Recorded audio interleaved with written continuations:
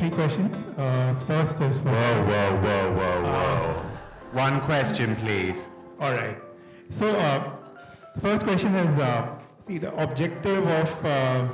all right, the only question is, the objective of the development impact bond should be to identify solutions that work.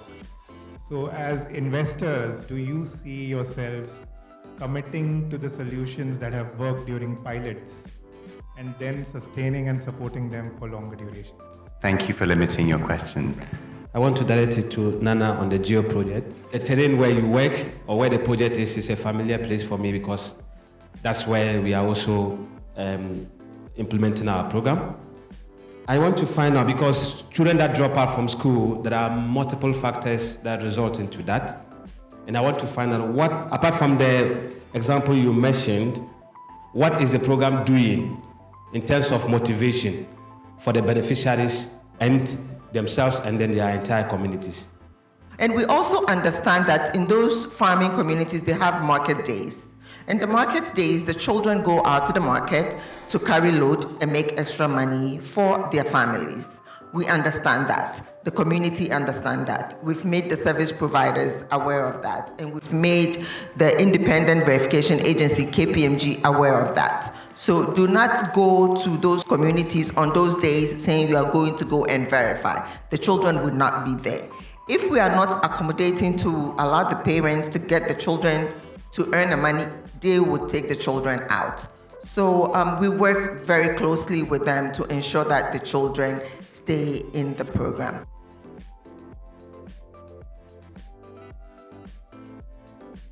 One potential outcome of outcomes-based financing is that we're learning what's working and what's not working in terms of interventions and what service providers are able to deliver. And so the idea is that if government isn't engaged from the beginning, because sometimes, as I said, you have third parties like donors or foundations that are providing that outcome funding, governments might see that that something works, this is indeed achieving outcomes in an equitable way, and they might decide to take on the project and continue to fund. So I think that that's a really important point.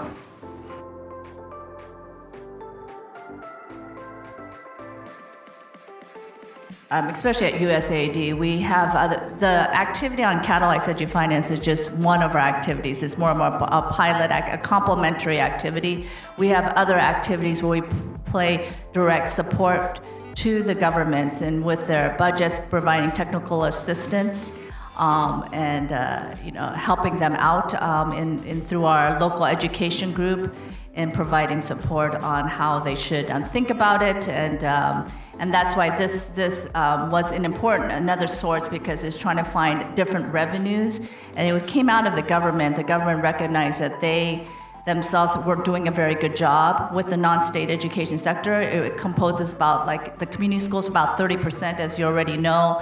And so they were keen on working with us for this activity. So we were working with the Education Partnership Group to start those policy discussions on that front.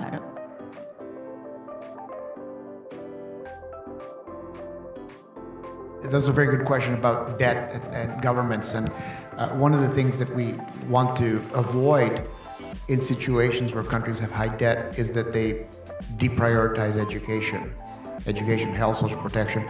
I think this is where we can play a big role, is to make sure that those key investments aren't harmed. Because what we see during crises, we saw this even in the United States, the districts that reduced spending during the Great Recession, which was more than 10 years ago, are still suffering today.